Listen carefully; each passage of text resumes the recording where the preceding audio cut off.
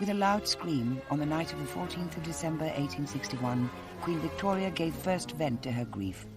Her lifetime of mourning for her husband, Albert the Prince Consort, had begun.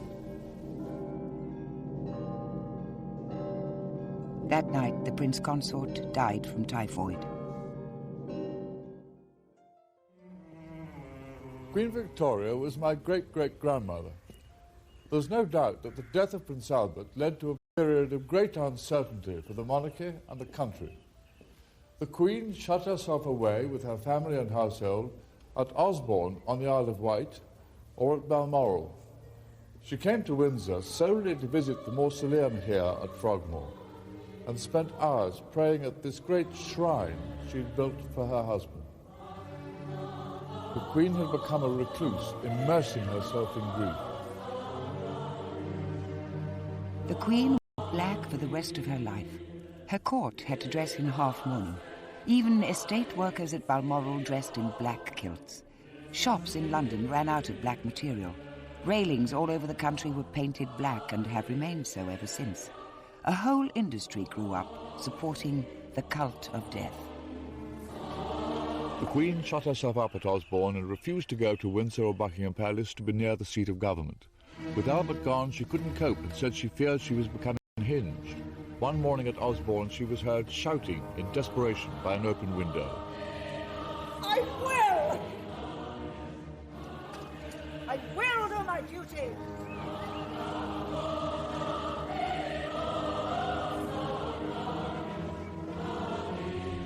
She struggled to do her duty. Privy Council meetings at Osborne were strange affairs. First, ministers had to travel down from London to the Isle of Wight. Following this letter, we most humbly submit that your Majesty will, by your order in council, authorise the transmitting of a draft of a royal charter for erecting the British settlement in the Bay of Honduras into a colony, to be called the Colony of British Honduras.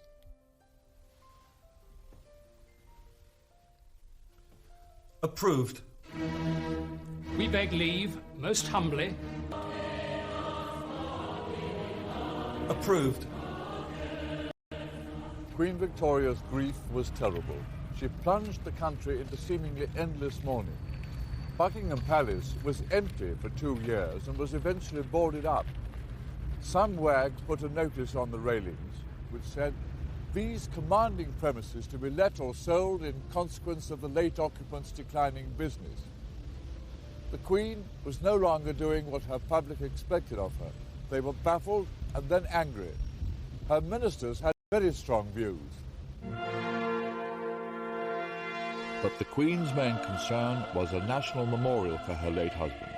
Her cause in the sceptical House of Commons was given a boost by an ambitious politician, Benjamin Disraeli, who argued, "The memorial should represent the character of the prince himself, in the harmony of its proportions, in the beauty of its ornament, and in its enduring nature, so that those who come after us may say, this was the type and testimony to a sublime life and a transcendent career."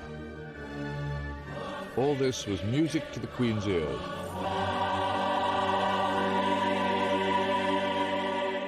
Later, after Disraeli carried the vote through Parliament, he was invited, along with other ministers, to the wedding of the Queen's eldest son, Bertie, the Prince of Wales, to Princess Alexandra of Denmark at Windsor.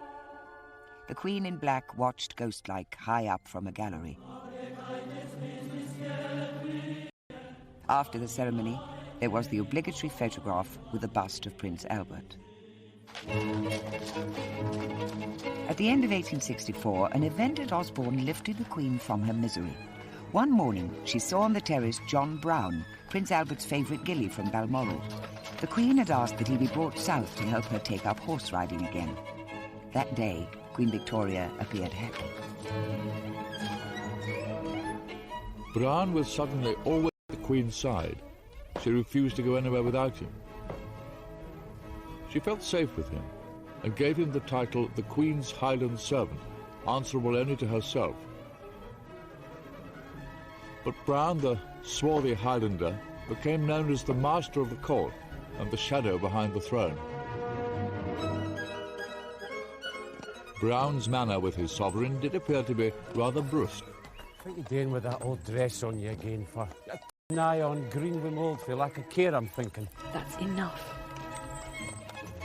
John Browne was strongly disapproved of by the court for his over-familiarity with the sovereign, but he gave her the reassurance and protection she appeared to need. His influence was the first step in her rehabilitation as dutiful sovereign. When the Mayor of Portsmouth arrived at Osborne with a request to the Queen, he was surprised by the way her answer was delivered. The Queen says certainly not, you have to go. My request was for the Queen. Do not waste the Queen's time, she's busy.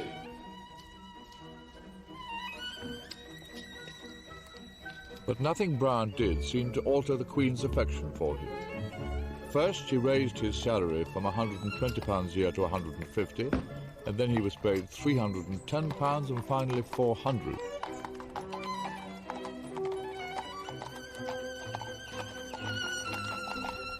The cruel title of Mrs. Browne reflected the discontent now being felt within the country. At least the Queen in her seclusion was aware she was unpopular. When the ruling Liberal Party failed to pass the second Reform Bill, a measure that would have put 1 million new householders, mainly the middle classes, onto the electoral register, the Queen knew that the discontent amounted to republicanism. When an incoming Conservative government promised to try to enact the new Reform Bill, the Queen decided she should open the new parliamentary session. It was the first time in nearly 6 years she'd been seen at a state occasion. The battle for the second Reform Bill won great prestige for Disraeli, who successfully steered it through the Commons for the Conservative Party. Queen Victoria gave her assent to the new Act in August 1867, and here's her signature on the Royal Commission. At a stroke, it doubled the number of people entitled to vote. Although the Queen wasn't aware of it at the time, the passing of this bill would help to shift power into the hands of the electorate. The Queen's troubles did not go away. Fenians, who were Irish Republicans based in America, were involved in terrorist incidents up and down the country. Ireland, which was still part of the United Kingdom, was the key issue for William Gladstone, the leader of the opposition Liberal Party. His long-term plan was Irish self-government, an idea that horrified the Queen. Then the government proposed that Fenians were secretly planning to kidnap the Queen from Osborne. Make sure you cover all the woods all the way down to the main gate. They begged her to go to the safety of Windsor Castle. The Queen refused, believing that it was only a ploy to ease her back into affairs of state. Instead, she allowed police to be posted in the grounds of the park, provided that Browne could organise them. When the plot turned out to be a hoax, the Queen felt triumphantly vindicated. With some relief, the Queen was able to ask Disraeli to become Prime Minister when the present Conservative leader became ill. She was overwhelmed by his exotic appearance when he was sworn in at Osborne. He is full of poetry, romance and chivalry. When he knelt down to kiss my hand, which he took...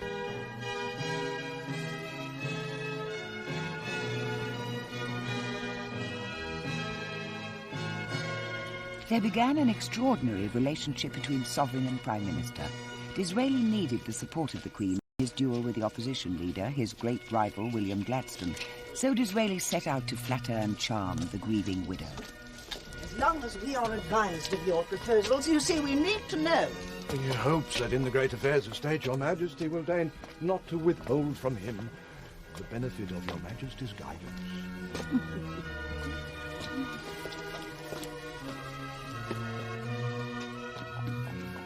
Disraeli was also a popular novelist, and he made sure the Queen was provided with graphic inside details and all the gossip from Parliament.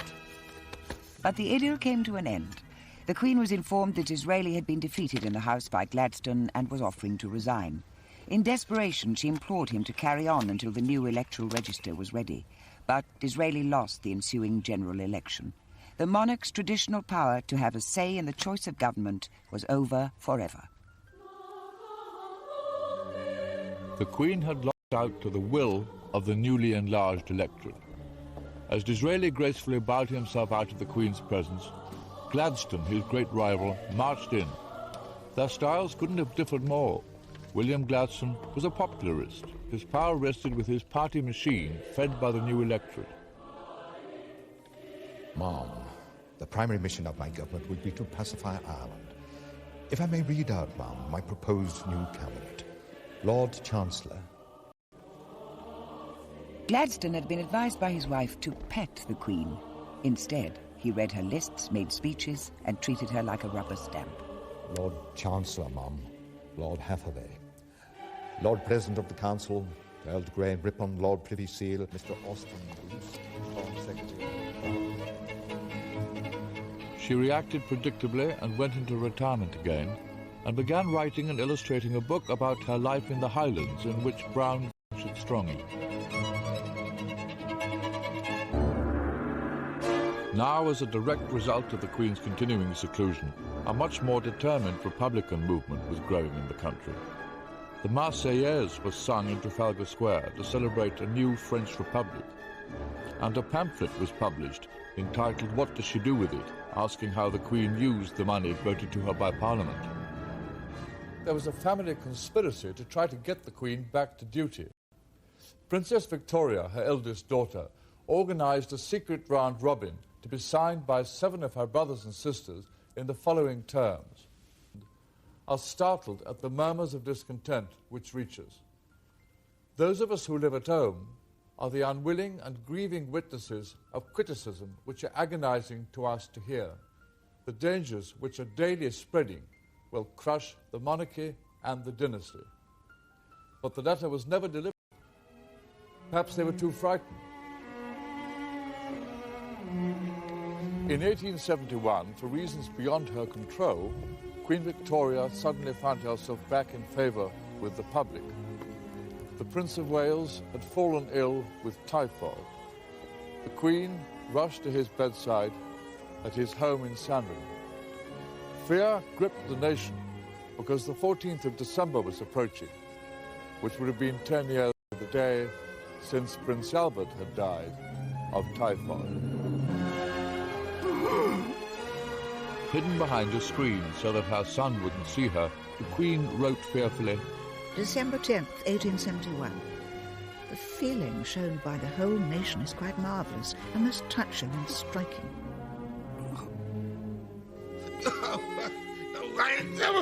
And on December the 13th... This really has been the worst day of all, and coming so close to the sad 14th filled us, and I believe the whole country, with anxious forebodings.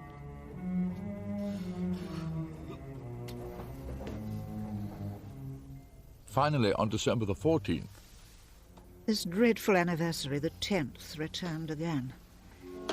Instead, it brought the cheering news that dear Bertie had slept quietly at intervals, the respiration much easier. The whole country breathed a sigh of relief. On the way to St. Paul's for a Thanksgiving service, the show of affection amazed the Queen. Dressed in black and wearing only a simple bonnet, she drove in an open carriage to enable the people to see her properly. Then 2 days later, another near tragedy touched the Queen. As she was alighting from her carriage outside Buckingham Palace, Brown had got down to let down the steps when suddenly someone appeared at my side. Then I perceived that it was someone unknown with an uplifted hand. Involuntarily, in a terrible fright, I threw myself over Lady Jane Churchill. I soon recovered myself to stand up, and I saw Brown holding a young man tightly who was struggling. They thought the man had dropped something. Look, there it is. I then did see shining on the ground a small pistol. This filled us with horror. It is to good Brown and to his wonderful presence of mind that I greatly owe my safety, for he alone saw the boy rush round. Queen's life. She was severely shaken, but her prestige in the country rocketed. In the space of a few weeks, republicanism was dead. The royalty problem had been swept away. The faithful John Brown was awarded the Victoria Devoted Service Medal. He's the only recipient of that honour in history.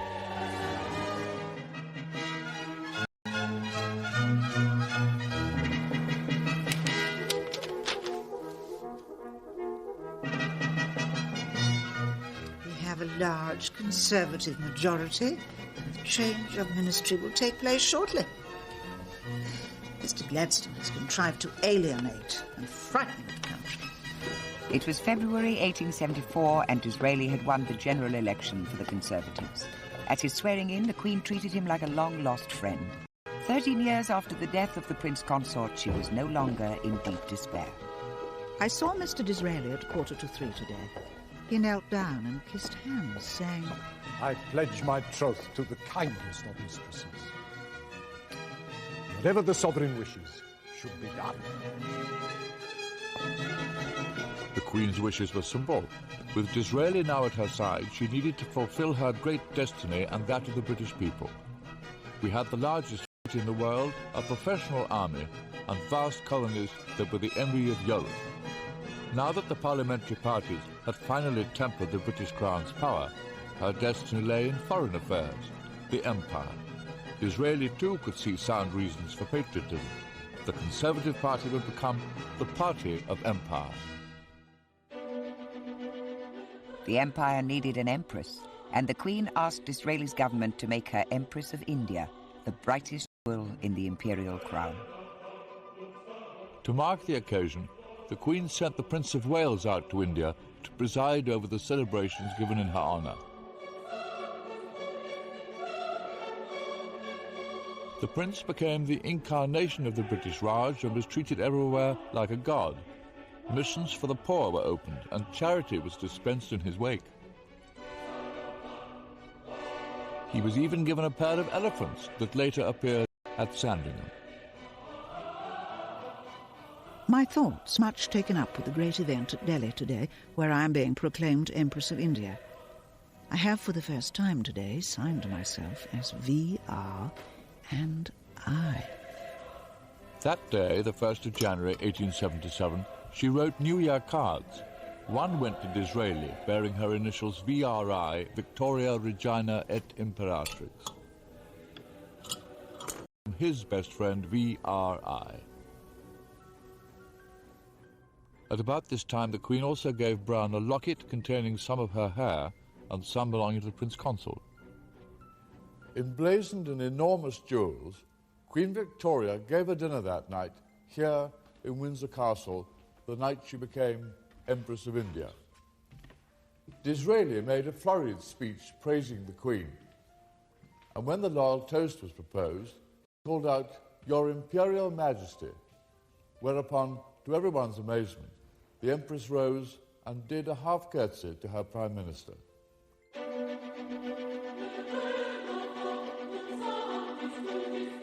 Later, the Queen had the Durbar Room added at Osborne House. It looks like an Indian temple, but its architecture is rather surprising, sitting in the middle of the Isle of Wight.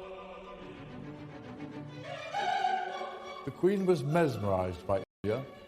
The corridor next to the Durbar Room is lined with portraits of her Indian subjects. As well as Maharajas in their magnificent costumes, she commissioned pictures of ordinary people.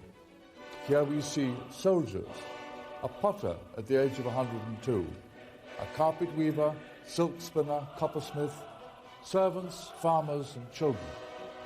They represent the close affection that Queen Victoria held for the people of her subcontinent. The Queen took her role as Mother of the Empire seriously. A chieftain from the Gold Coast visited and asked whether he could take back one of her mourning bonnets to Africa as a ceremonial crown. O mighty Queen, give me alone the right to wear it, and this pass to my successors. The Queen was happy to oblige. Disraeli's foreign policy echoed the sovereign's grand vision. Received a box from Mr. Disraeli with a very important news that the government had purchased the Viceroy of Egypt's shares in the Suez Canal for £4 million, which gives us complete security for India. It is entirely Mr. Disraeli's doing. It is just settled. You have it, madam. The French government has been out-generalised. Next day, Disraeli, with a theatrical flourish, presented the Queen with the share certificates. The Suez Canal coup was entirely the doing of Mr. Disraeli, who has very lofty views of the position the country should hold. His mind is so much greater, larger, so much quicker than that of Mr. Gladstone. And Disraeli was asked to sit, the first Prime Minister to do so at a Queen's audience since Lord Melbourne 40 years before. The Queen at 60 was working harder than she'd ever worked in her life. She was immensely popular with her people armies, and they approved of her vision of imperial power. Disraeli may have given her the impression she'd achieved a permanent position overseeing the empire, but Gladstone had other ideas. Preparing for the fast-approaching general election in 1880, Gladstone was making a series of electrifying speeches in his Midlothian constituency and elsewhere. He attacked the colonial wars which had done so much for the prestige of the Queen and the country. Pleading for the rights of the savage, he denounced the title of Empress of India as theatrical bombast and folly. By appealing directly to the nation in this way, the Queen believed that Gladstone was usurping her role. But when the Liberal Party won the election, the Queen was faced with the alarming prospect of Gladstone as Prime Minister again. She will sooner abdicate than send for that half-mad firebrand. Others but herself may submit to his democratic rule, but not the Queen. There must be no attempt to change the foreign policy, no change in India, and no hasty retreat from Afghanistan.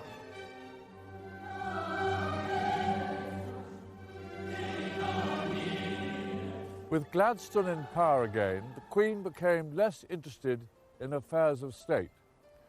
When she was spending time at Balmoral, she often preferred to stay here at the Glassholt, her house on Loch Mick, some miles away from the castle.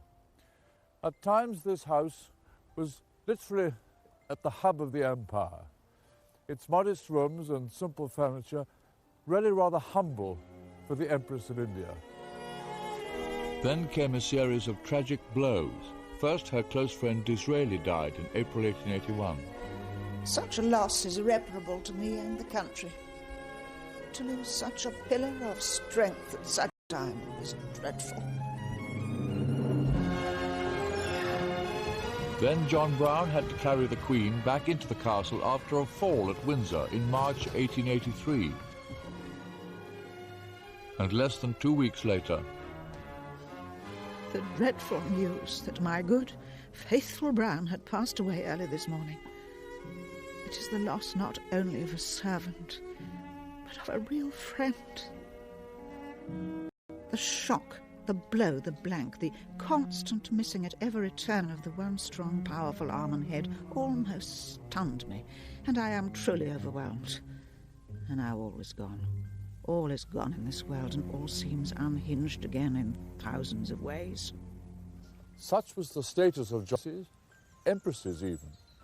He may have been only a simple gilly without education, but he was the only person in the household who could make the Queen do what she didn't want. When Prince Albert died, a statue of him was placed on the Balmoral estate. It faces the one of Queen Victoria. Remarkably enough, just about here, where I'm standing, the Queen put another one up to John Brown when he died. And so the three memorials together formed a triangle. His statue was removed from the triangle by King Edward VII when his mother died and tucked away here in the woods. The Queen at 65 was lonely but still resolute. Foreign policy remained her obsession, and here she felt Gladstone was at his most neglectful. When General Gordon was under siege from hostile troops in the Sudan, she begged Gladstone to send out a rescue column to Khartoum. The Queen trembles for General Gordon's safety. If anything befalls him, the result will be awful. 6 weeks later, the Queen was still questioning Gladstone's policies. Mr. Gladstone, you told the Queen when we last met Gordon must be supported.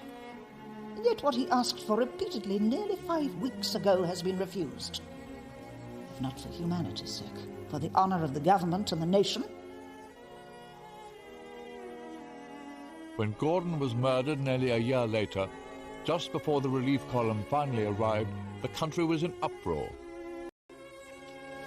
Now from Osborne, the Queen sent a telegram to Gladstone. It was deliberately uncoded for all the world to read, saying, To think that all this might have been prevented and many precious lives saved by earlier action is too frightful. It is I who have, as the head of the nation, to bear the humiliation. The Gordon débâcle was responsible for bringing down the Gladstone government. But in 6 months, Gladstone was back, and it was the of Irish self-government, the Home Rule Bill, that did most to divide the country, and also Gladstone from the sovereign. To Queen Victoria, Home Rule was a threat to her empire. Ignoring her true constitutional role, the Queen set out in 1886 to disrupt Home Rule by secretly working with a Conservative opposition leader, Lord Salisbury. She was letting him see Gladstone's confidential cabinet papers to the Queen about the bill's progress. May 8th, the Queen sends Lord Salisbury a copy of Mr. Gladstone's letter to her. There was a very important cabinet meeting to decide whether any concessions were to be made in the bill. If they were made, they would certainly be defeated. This is the first avowal of defeat. Please return the enclosed. The second letter received last night, which she would also ask to have back. The Queen was at Balmoral when the final vote on Home Rule was taken. But division within Gladstone's own party was making the bill's progress increasingly unlikely. Did not sleep well as I felt worried and anxious.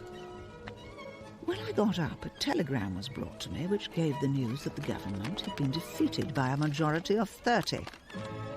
Cannot help feeling relieved and think it is the best for the interests of the country.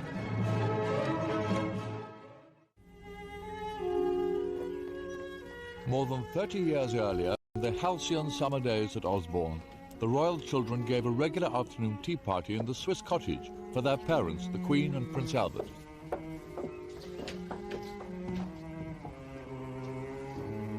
Here, in the children's own playhouse, the Prince Consort conceived a grandiose scheme for his family.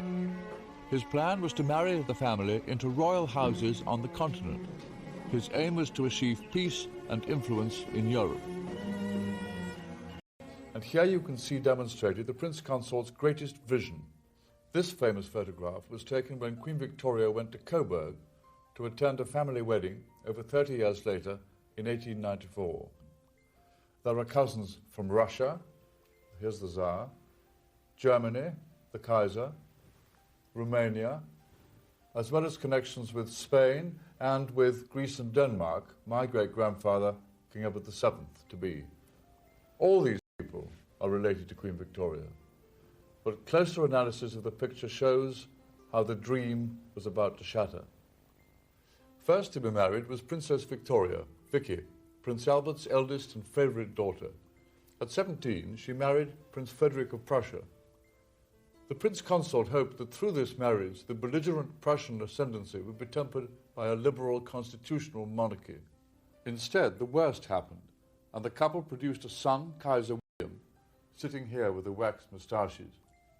He was the Queen's German grandson, and it was he who led his armies against Britain in the First World War. Please advise me how to say, we would like to send a letter to the Viceroy. Viceroy go? Viceroy go. Ek cut. Ek cut. Cut, Your Majesty. Cut. The sovereign began to learn Hindustani so she could deal with Indian affairs of state. Suddenly, another strange figure came into the Queen's life. And how to send a telegram to the Viceroy. Viceroy go? Abdul Karim now took the place of John Brown. Abdul Karim, known as the Munshi or teacher, was disliked by the court as much as Brown. In early 1894, the Queen's old adversary Gladstone finally came to hand in his resignation. He was 85, 10 years older than the Queen. Both had such poor eyesight they could scarcely see each other. And although Gladstone had served the Queen as her Prime Minister a record 4 times, at his final audience, the Queen uttered not a word of thanks. She had much difficulty in finding topics for an adequate prolongation, but fog and rain and her coming journey to Italy all did their duty and helped. She was at the highest point of her cheerfulness. A miserable day outside again today, Mr. Gladstone. My journey to Italy shortly should be very good for my health and for the sake of the country. Gladstone's great power had come with the birth of the nation's first modern party democracy. It had made the two of them needless rivals for the country's affection. With Gladstone's passing, the Queen was at last prepared to assume a role of prestige and influence rather than power, a pattern followed by sovereigns ever since. In June 1897, the 60th anniversary of the Queen's accession, the might of the British Empire was on parade in London, the Queen's Diamond Jubilee. Here the Queen had no need to exert her power over difficult politicians. As Mother of the Empire, her influence was there for all to see, and she was clearly moved by the occasion. A never-to-be-forgotten day. No one ever, I believe, has met with such an ovation as was given me passing through those 6 miles of streets. The crowd was quite indescribable, and their enthusiasm truly marvellous and deeply touching. Every face seemed to be filled with real joy. I was much moved and gratified. Surrounded by a mounted escort of various members of her family from all over the world, Queen Victoria arrived in her carriage at St. Paul's Cathedral. She was too arthritic to go up the steps, so a special service was held outside with the Queen sitting here in her carriage at the bottom.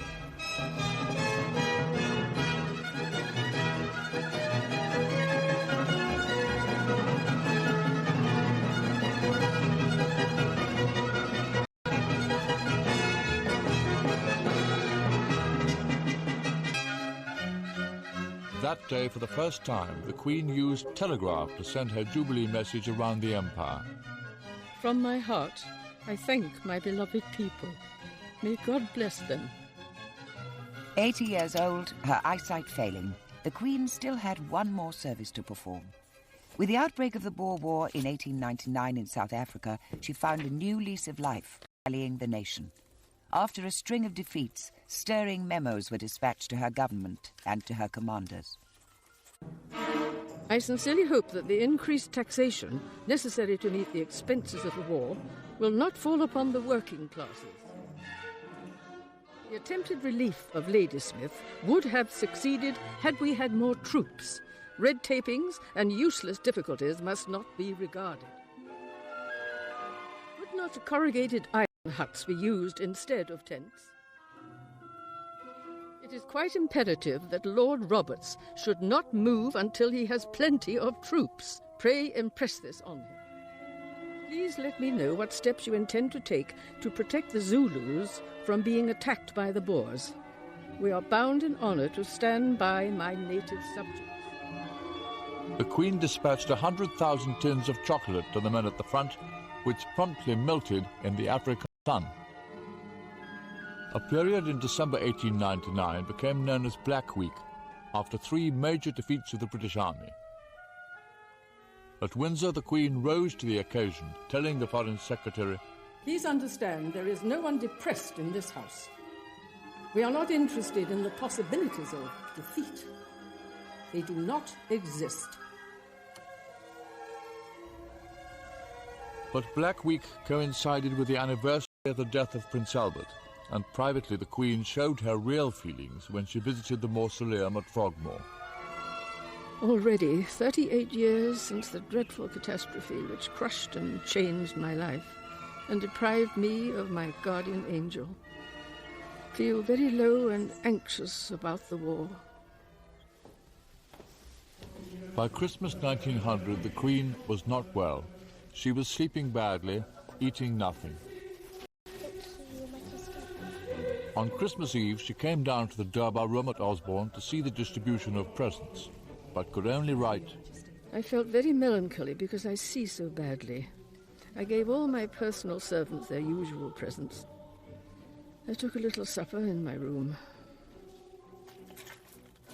On January the 13th, 1901, the Queen's journal, the diary she had written for 69 years, finally came to an end with, Artress going with me. Rested afterwards, then did some signing. The Queen was taken ill, and she slowly began to sink. From all over the country and from Europe, members of her family began to assemble at Osborne House. The Queen lingered on for 10 days, and finally, on the 22nd of January 1901, learning that the end was near, they began gathering at her bedside. Sir James Reed, the Queen's doctor at her deathbed, later wrote, All the family was summoned, and the Bishop of Winchester said prayers for the dying, while I kept plying her with oxygen. The princesses Christian, Louise and Beatrice kept mentioning each other's names, the Queen for long, too blind to see. My path, but now lead thou me on.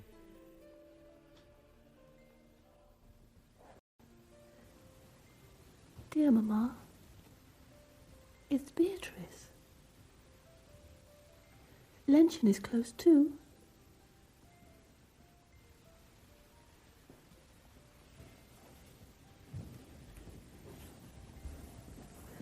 It's Lenten.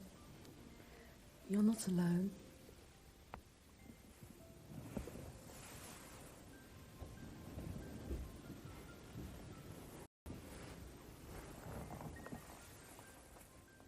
It's Bertie.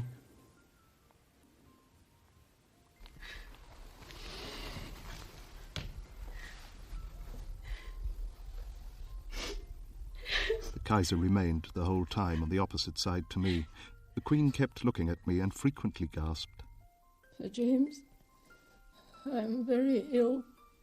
A few minutes before she died, her eyes turned fixedly to the right and gazed on the picture of Christ in the entombment of Christ over the fireplace. She died with my arm round her. I gently removed it, let her down on the pillow, and kissed her hand. When she died at 6:30, I had for the last hour been kneeling at the right side, supporting her in a semi-upright position, helped by the Kaiser, who knelt on the opposite side of the bed. The Queen wanted a white funeral. A picture of her was painted at Osborne, looking serene in her final sleep, dressed in white. The death of Queen Victoria marked the end of one of the greatest eras in the history of this country. But there was one final twist.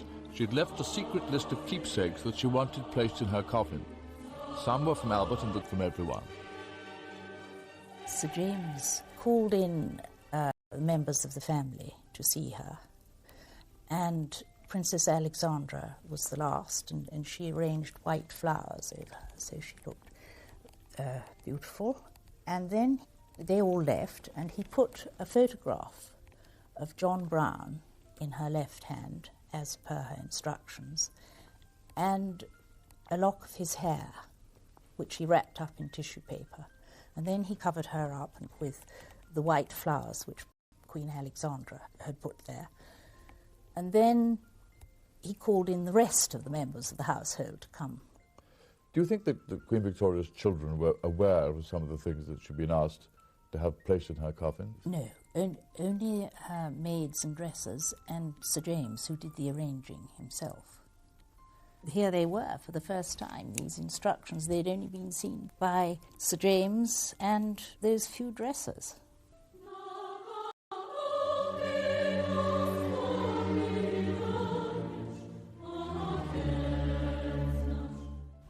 On a cold winter's day, Queen Victoria was finally buried in the Frogmore Mausoleum. In death, she was at last reunited with the Prince Consort, the man she'd always been so devoted to. The solitary statue of Prince Albert on his tomb was joined by one of the Queen, her head half turned towards him. The Queen's statue had been carved years earlier when the Prince died, so that she would always remain in the likeness of a young woman.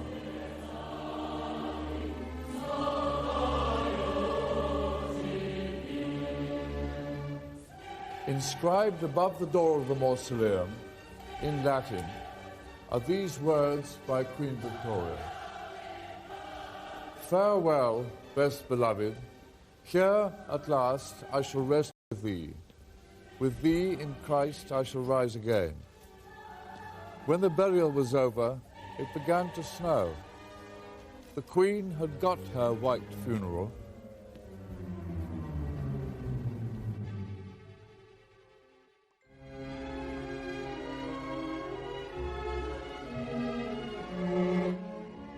The tragic story of the last Tsar and Tsarina of Russia is remembered tomorrow.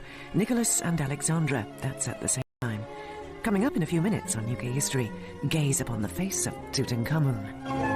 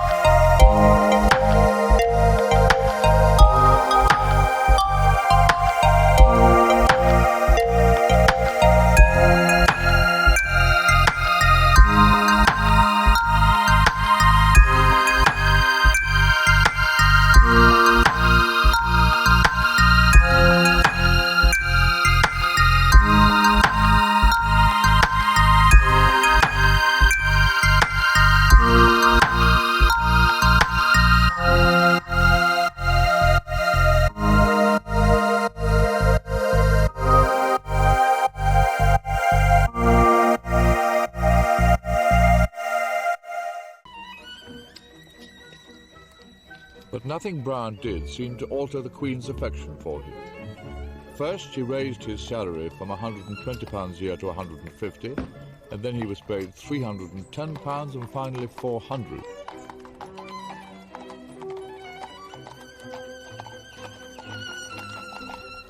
The cruel title of Mrs. Browne reflected the discontent now being felt within the country. At least the Queen in her seclusion was aware she was unpopular. When the ruling Liberal Party failed to pass the Second Reform Bill, a measure that would have put 1 million new householders, mainly the middle classes, onto the electoral register, the Queen knew that the discontent amounted to republicanism. When an incoming Conservative government promised to try to enact the new Reform Bill, the Queen decided she should open the new parliamentary session. It was the first time in nearly 6 years she'd been seen at a state occasion. The battle for the Second Reform Bill won great prestige for Disraeli, who successfully steered it through the Commons for the Conservative Party. Queen Victoria gave her assent to the new Act in August 1867, and here's her signature on the Royal Commission. At a stroke, it doubled the number of people entitled to vote. Although the Queen wasn't aware of it at the time, the passing of this bill would help to shift power into the hands of the electorate. The Queen's troubles did not go away. Fenians, who were Irish Republicans based in America, were involved in terrorist incidents up and down the country. Ireland, which was still part of the United Kingdom, was the key issue for William Gladstone, the leader of the opposition Liberal Party. His long-term plan was Irish self-government, an idea that horrified the Queen. Then the government proposed that Fenians were secretly planning to kidnap the Queen from Osborne. Make sure you cover all the woods all the way down to the main gate. They begged her to go to the safety of Windsor Castle. The Queen refused, believing that it was only a ploy to ease her back into affairs of state. Instead, she allowed police to be posted in the grounds of the park, provided that Browne could organise them. When the plot turned out to be a hoax, the Queen felt triumphantly vindicated. With some relief, the Queen was able to ask Disraeli to become Prime Minister when the present Conservative leader became ill. She was overwhelmed by his exotic appearance when he was sworn in at Osborne. He is full of poetry, romance and chivalry. When he knelt down to kiss my hand, which he took...